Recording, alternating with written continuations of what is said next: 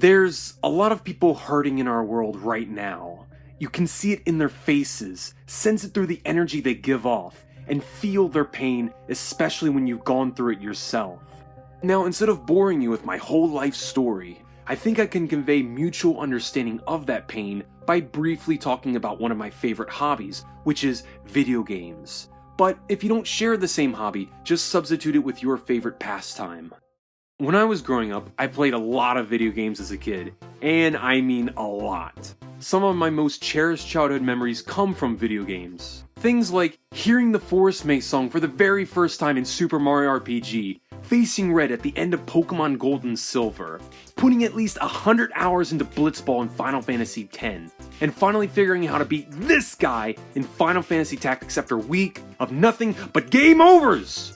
As pitiful as it may seem to some, they were truly some of the best times of my life. Back then, nothing was more satisfying than spending the whole day playing the games that I loved. And then one day, video games no longer gave me that same fulfillment. In fact, over time they gave me less and less of that feeling as I got older. Is it because I grew up? Or that college was over and I was suddenly $40,000 in debt? Or was it that I went to college originally to become a video game programmer, but then woke up to the reality of computer science and programming and promptly changed my major to a liberal arts degree? Or maybe it was because I was finding fewer and fewer reasons to exist. To make matters worse, video games no longer provided the same escapism that I used in the past to run away from my problems. They just gave me more disappointment, sadness, and emptiness.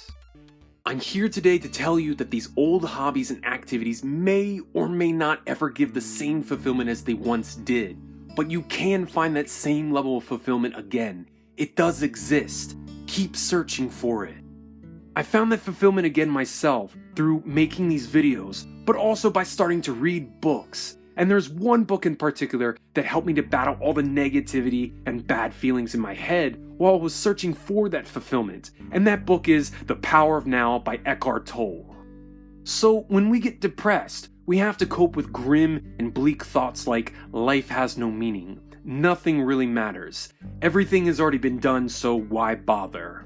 If you follow these thoughts, they can lead you to some pretty terrible places. As Eckhart Tolle puts it, when you reach this point, you're one step away from despair, and one step away from enlightenment. What does he mean by that? Well, until he was 29 years old, Eckhart Tolle lived with constant anxiety laced with periods of suicidal levels of depression. He describes a miserable existence he had until one day he woke up in the middle of the night with feelings of absolute dread. He kept repeating the words, "I can't live with myself," over and over until he realized that the I and the myself in that sentence were not the same person. In fact, he thought that only one of those could be the real him, and the other had to be a false self that he created within his own mind and now could not live with.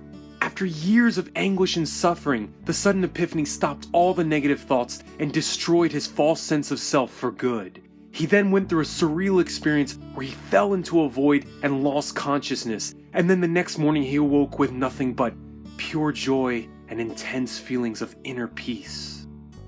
The mind is an amazing tool capable of a great deal many number of things, but it will destroy you if you let it run your life. There's a famous quote by philosopher René Descartes that goes, "I think, therefore I am." It's just one example that demonstrates how most people identify with their mind and create an identity with their thinking. In other words, they say that they are their minds. Thus, compulsive thinking is born. It's the same non-stop thinking about problems and conflicts that compounds over time and drives people to insanity. But in the words of Eckhart Tolle, you are not your mind. You are the watcher. The mind is extremely crafty and will trick you into thinking about the past and future all day. These thoughts of past and future exist within all of us, but there is no need to follow those thoughts. They can and will take your full attention away from the only true reality that exists, which is the now. This moment, right here, right now, is all that we truly have and ever will have. To quote the book, all negativity is caused by an accumulation of psychological time and denial of the present. Unease, anxiety, tension, stress, worry, all forms of fear are caused by too much future and not enough presence. Guilt, regret, resentment, grievances, sadness, bitterness, and all forms of non-forgiveness are caused by too much past and not enough presence. Becoming present is not easy to do at first, but it is a skill that can be practiced daily.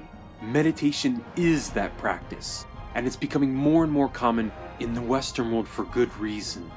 It's the practice of freeing yourself of insanity and feeling the inner peace that exists in nature, the universe, and inside ourselves. Most people can't feel it at all because they have too much mental noise that runs all day long.